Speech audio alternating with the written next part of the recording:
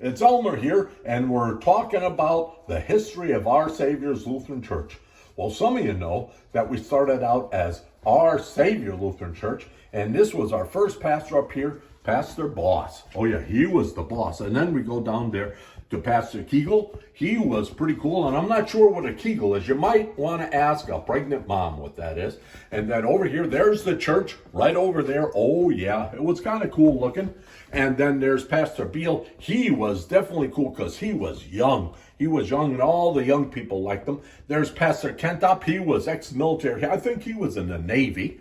And then over here, we have Pastor Richard Measle. Everybody loved Richard Measle, and he actually helped sponsor some Russian families, and they lived with him in the parsonage. I think it was like 12 people with him in the parsonage. And then there's Steve Harton down there. He and his wife, they love to garden. Oh, yeah. There's the new church right there. Oh, yeah. And then there's Pastor Robert Miller up there. He was our one and only pastor with a mullet. Yep. He was a groundbreaker, that guy. And then there's Pastor Steph. We still see her a bunch, yeah. She does Cathedral in the Night up in Northampton. And wait a second, they didn't put the end date on her. Wait, is she still around here somewhere? Oh, we'll have to look for her. I don't see her. Oh. And then over here, we got Pastor Stiggy. She was our interim pastor right over there. And then there she is, Pastor Anna. She should be around here. Oh, Pastor Anna, where are you? Oh, there you are, Pastor. I can see your heart at work.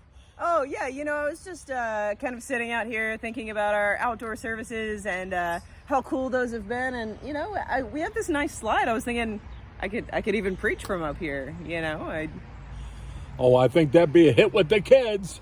I think it probably would be, and then I could slide down at the end. That'd be great. Hey, Elmer, it's been pretty hot out lately, and I've decided that my mission this summer is just to remind people to stay hydrated. Are you drinking water? I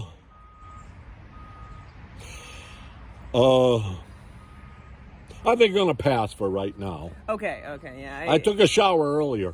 I don't know much about puppet anatomy, but yeah, I feel like part of my mission here is to kind of remind people to get back to the basics after all that we've been through in the past year. So drink your water, people. Oh, that's right. And speaking of getting back to basics, I was just inside and noticed all the pastors that we had at church. Oh, yeah.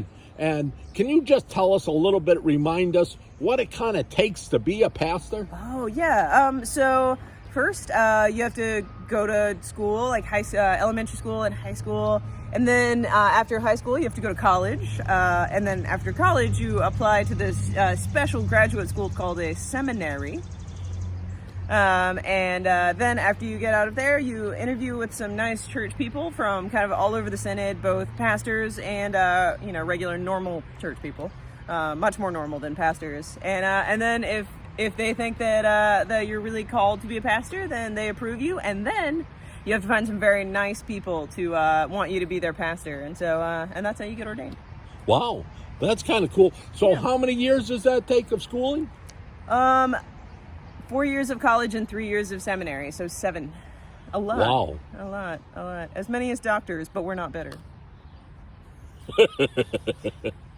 I didn't detect any bitterness there. No. And you must make the same pay as a doctor. No, not even close. But anyway, but yeah, and I kind of like to think about how every pastor, teaches something in particular to the congregation, like my hydration bit.